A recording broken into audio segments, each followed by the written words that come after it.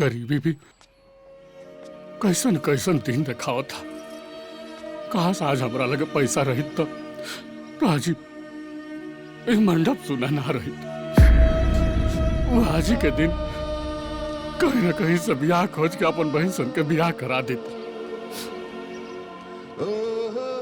गरीबी के मजबूरी हमरा के कौन गर्त में लेके आई। एमे गरीबी के दोष नहीं खे, इतना किस्मत के खेला बाजी। न तो इतना बढ़िया रिश्ता हाथ में आई ऐसे ना निकल जाई।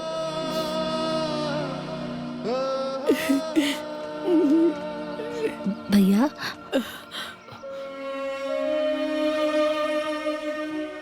उनकरा के रउआ बोल दी कि हमनी दोनों बियाह करे खातिर तैयार बानी। भैया हम उनकर बड़ बेटा से शादी करे खातिर तैयार बानी। हमके सच में कोनो दिक्कत नहीं है भैया। अरे तो पगला गल बड़े का तो कैसे ये रात लगवाले बड़े। हम तोरा का बार बार कहत नहीं कि ना होई। हम तोरा के जीते जी नरक में नहीं डाल सको। समझाओ काहे नहीं एकरा को।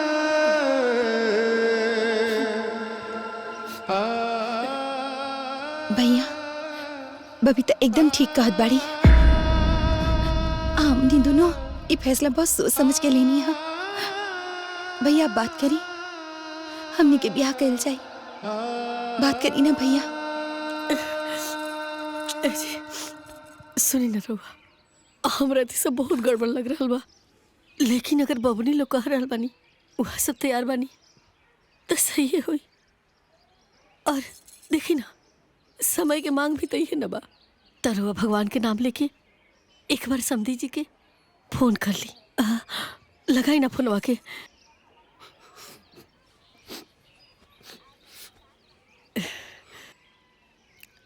हाँ हाँ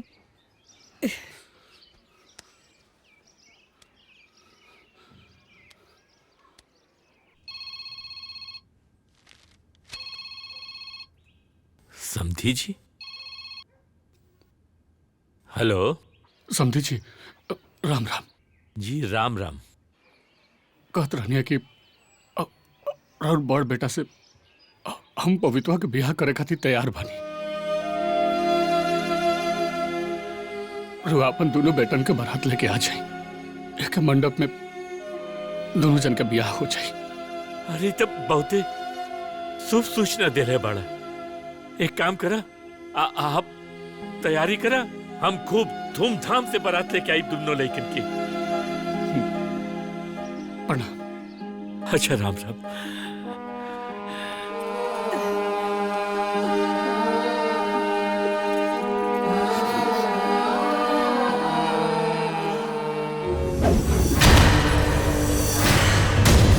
अरे सालू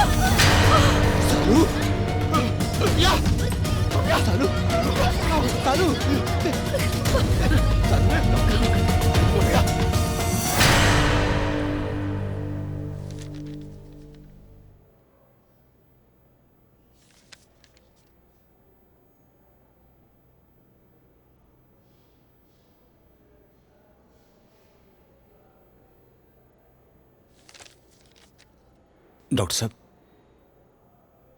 सब ठीक दबा ना?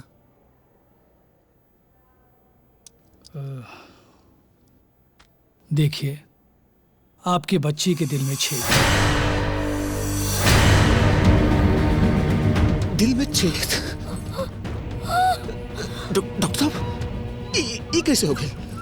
देखिए घबराइए नहीं, इसे मेडिकल के भाषा में जन्मजात हृदय दोष कहते हैं।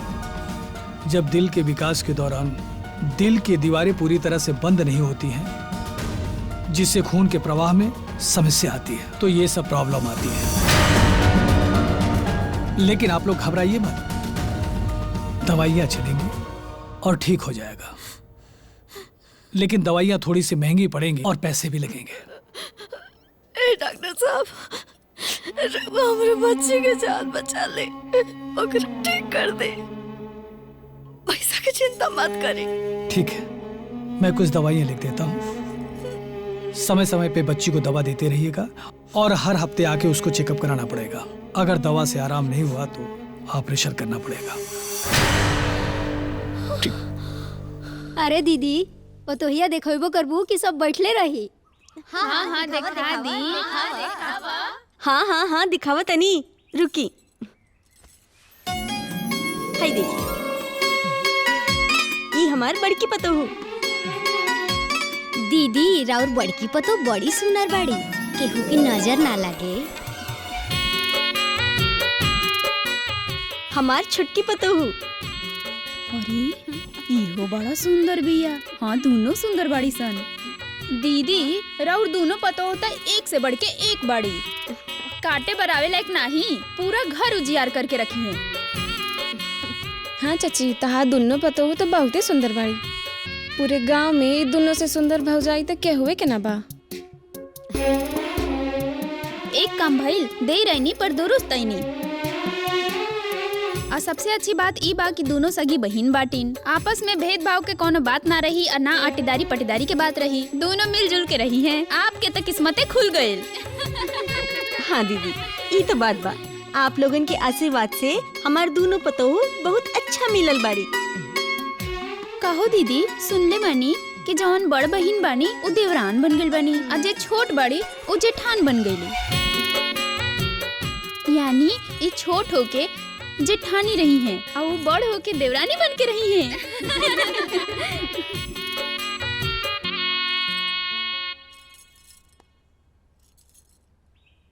देखा दुल्हन ई घर अब तू लोगन के बा और तू लोग ई घर के बाड़ू। अब ई घर के और ई घर के लोगन के तू दोनों के संभाले के बा। अब हमार उम्र और समय दोनों हो गई बा। अब हम और न संभाल पाए। अम्मा जी अब चिंता मत करी, हम दोनों सब संभाल ले। हाँ अम्मा जी, अब रवा बस आराम करी, हम दोनों पूरा घर के संभाल ले। अच्छा बा तू दोनों संभाल लिहा। अच्छा दुल्हन तू एगो बात बतेबू। ई बतावा हमार तो मजबूरी रहल काहे से कि हमार बड़ बेटा की शादी नइखे होत रहे। ये से राकेश के बाबूजी दबाव बनौलन। बाकी तोहार का मजबूरी रहे जौन बिन बोले वाले लड़का से शादी कर ले लू। अम्मा जी हमने दोनों लोग के दो भाई बाड़े, पर दोनों लोग अलग अलग रहेले। बड़ भैया में बड़की दीदी रहेली और छोट भैया में हम। छोटका भैया तो अच्छा खासा पैसा कमा ले, बाकी बड़ भैया जीवन भर परिवार के साथ लेके चले ले। खेती बाड़ी कैले। उनका पास दीदी की शादी के दहेज देवे खातिर पैसा न रहे। यही से वो दीदी की शादी के लेके बहुत परेशान रहे।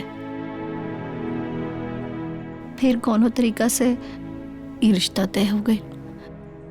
अगर ये रिश्ता भी टूट जाए तो भैया टूट जाते और फिर दीदी की शादी खातिर दूसरा लड़का खोजल बहुत मुश्किल हो जाए। यही से हम हाँ कर देनी। अच्छा दुल्हन अब तू लोगन के दुख के दिन बीत गईले, अब सुख के दिन आई है। हम बानी नु, अब तू लोगन के कौनो परेशानी ना हो खब।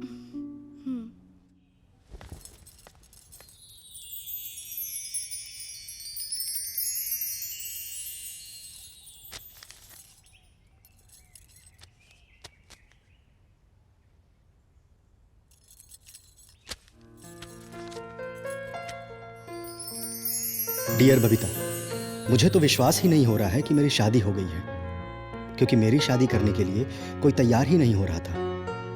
मैंने तो कभी सोचा ही नहीं था कि मेरी शादी होगी, परंतु तुमने मुझे अपनाया, मुझसे शादी की। इसके लिए मैं तुम्हारा जीवन भर ऋणी रहूंगा। मुझे समझ में आ गया तुम जितनी सुंदर हो उससे कहीं ज्यादा तुम्हारा मन सुंदर है। तुमने अपने भाई, अपनी बहन के लिए अपने सपनों का बलिदान करके मुझ जैसे गूंगे से शादी किया, जिससे तुम्हारी इज्जत हमारे दिल में और बढ़ गई। तुम वाकई में बहुत अच्छी हो। तुम्हें अपनी पत्नी के रूप में पाकर मैं धन्य हो गया बबीता, मैं धन्य हो गया। आप कितने अच्छे हैं।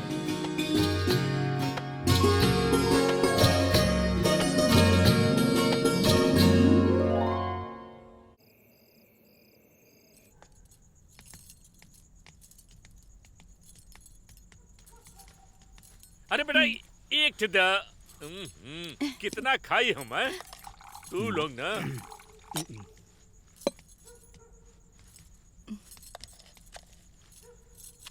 बस बस बस बस करे बेटा।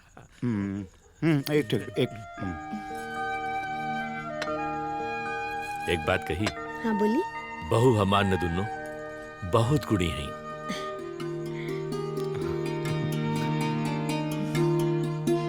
इतना स्वादिष्ट भोजन बनल बा कि का कही। अरे हम तो कहते कि आत्मा तृप्त हो गई। का राकेश?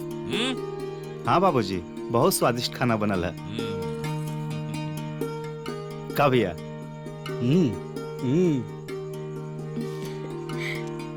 बनी कही ना। आखिर पतहू के कर बाड़ी हमार नू। वाह ई देख, अच्छा था तोहार और बुरा था हमार। वाह भाई वाह। अरे मजाक कर रहल बानी, पंखा तो जरा। देखा बड़की बहू, तोरा ऊपर हम बियाह खातिर दबाव बनैली। तोरा के अटपटा ते जरूर लगल हो की, बाकी बुरा मत बनिया और बिल्कुल चिंता भी मत करिया। हमार बेटा सुरेश भले ही बोल ना सकिल, पर बहुत कुड़ी बा। कंपटीशन के एग्जाम दे ले बा, जल्दी रिजल्ट भी आ जाए। और हमके पूरा उम्मीद बा कि वो सफल होई और नौकरी जरूर मिली। बाबूजी, नौकरी चाहे लागी या ना लागी, उसे कोनो फर्क ना पड़ेला। बाकी रवा लोगन जैसन परिवार मिल गए, ये परिवार पाके हमनी दोनों धन्य हो गई। नहीं जा? हाँ बापूजी, सच्चा सुख तो हंसी खुशी परिवार से ही मिलेला।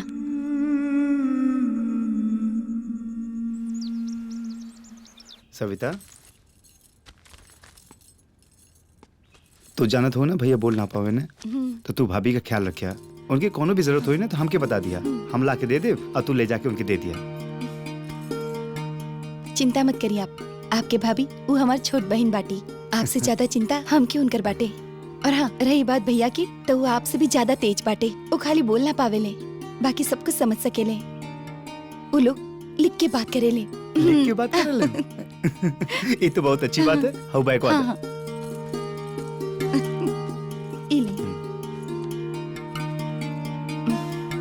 जल्दी आई। हाँ, हम इंतजार करब।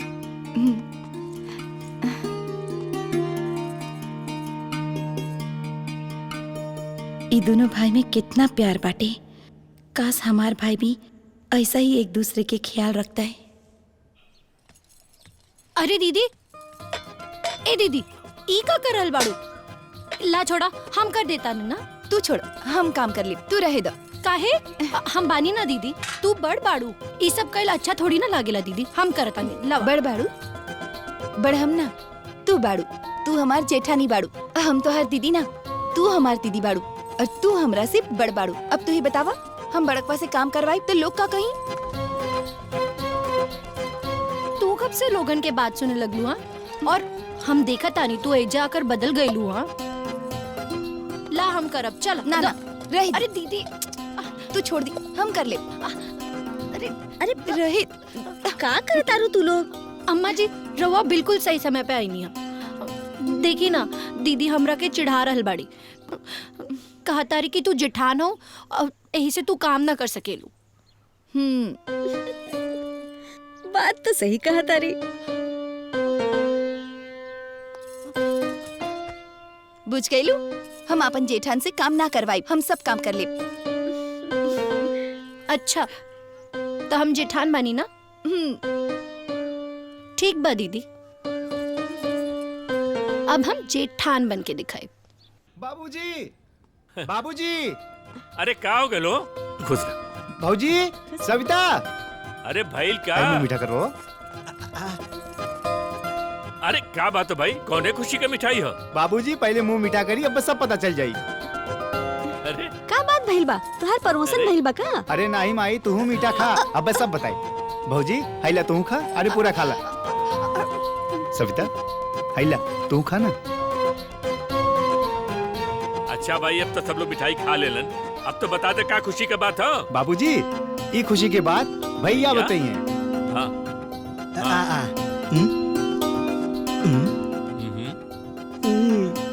अरे बाबूजी बात ही है कि भैया के बीएससी ऑफिस में बाबू के पोस्ट पे नौकरी मिल गई है। क्या? बहुत खुशी का बात हो बेटा, बहुत खुशी का बात। अरे हमारे बहू सब ना एकदम लक्ष्मी रूप में आल पड़ी, आते ही हमारे बड़का बेटा की नौकरी लग गई।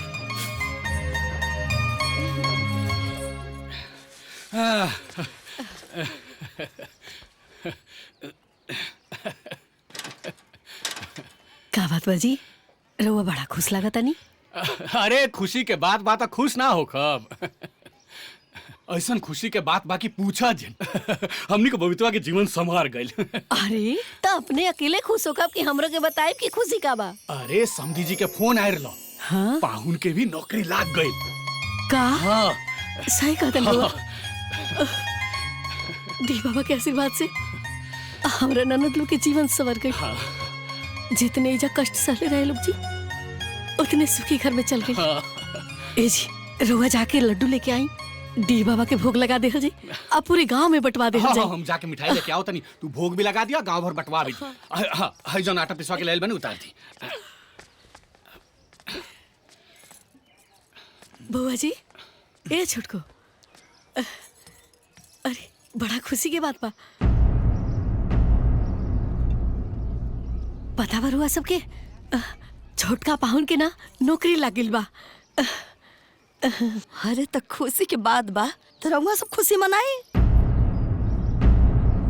हम का करिए? हमें एक तो हमार प्राण पहले ही से तरह में पड़ल बा, लौकत नहीं के। अपने बिटिया का अस्पताल लेके जाता नहीं, डॉक्टर के दिखावे, एमे हमरा के खुशी बुझाता। चल बेटी, चल बिटिया चली जी। आजा बेटा।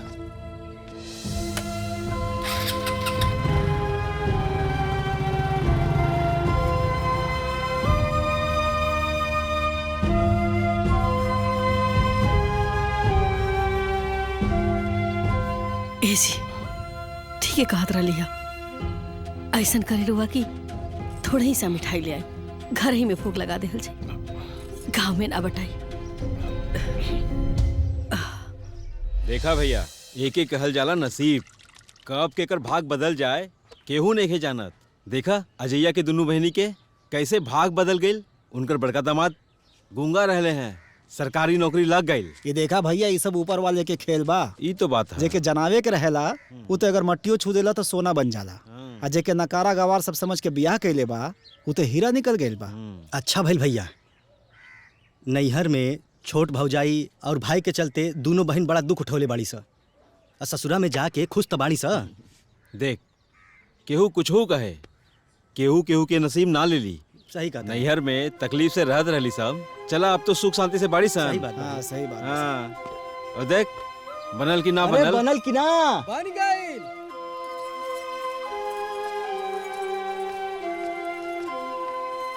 का हो स्कूल ना गइला? काजी बड़ा देर लगा देनी, कहाँ रह गई? अरे खेतवा घूमे जात रहनी, तले रास्ता में गांव के कुछ लोग मिल गए जाना तारू पूरा गांव में हल्ला बा पाहुन के नौकरी के। हाँ तो वे ढेर देर तले बैठकी हो गई वही बारे में पूछताछ करे लागल हलो। बड़ा तारीफ करता लो गांव के लोग, कहता लो तार दोनों बहन सन के जीवन संवर गई, अब तो राज करत हुई सन। ए जी एक बात कही। हाँ उका बात बना उन लोग के देखला बहुत दिन हो गइल बा, बड़ा देखे के मन करता जी। रवा तनी विदाई करा के लेती त देख भी लेती, हमनी के मन भी बहल जाई। अरे तो में कौन बड़का बात बा, हम भी आने जाके विदा करा के ले आओ तनी। माई हमहू बुआ के लियावे जाई। अच्छा तू ना जेबा लियावे तो बुआ तहर ना आई है? अरे घरे आवा तारी बुआ लोग यही भेंट कर लिया है? आज स्कूल जा। हाँ जा लेट होता। जी ठीक हो।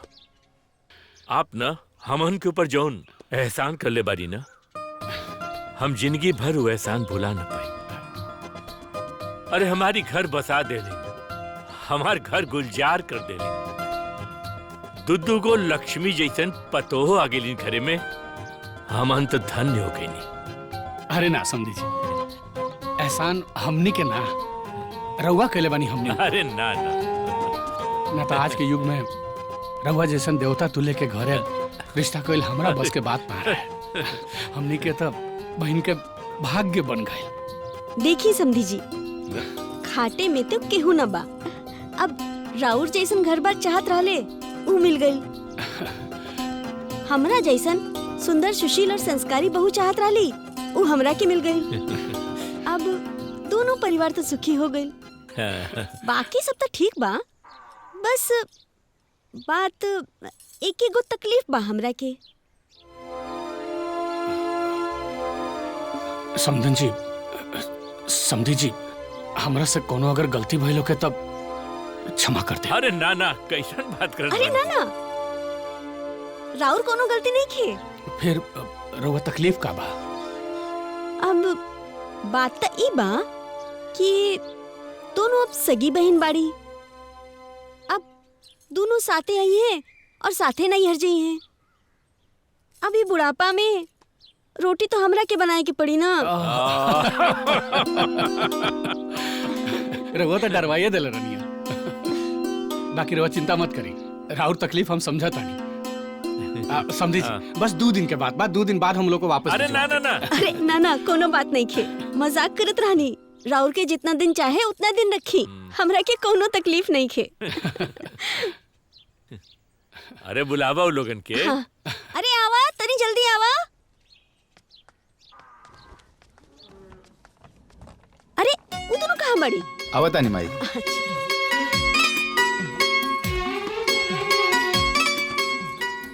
खुश रहा। चल खुश रह। चला चला। अरे ना आराम से लेके जाइए है और जब मन करे।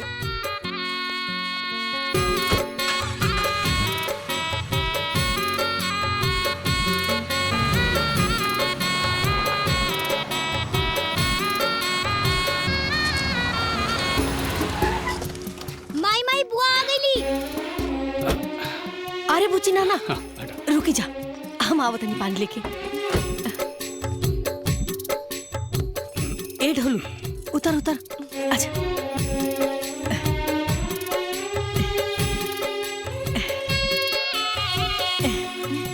आतन ढार के। अरे बुआ जल्दी आवन।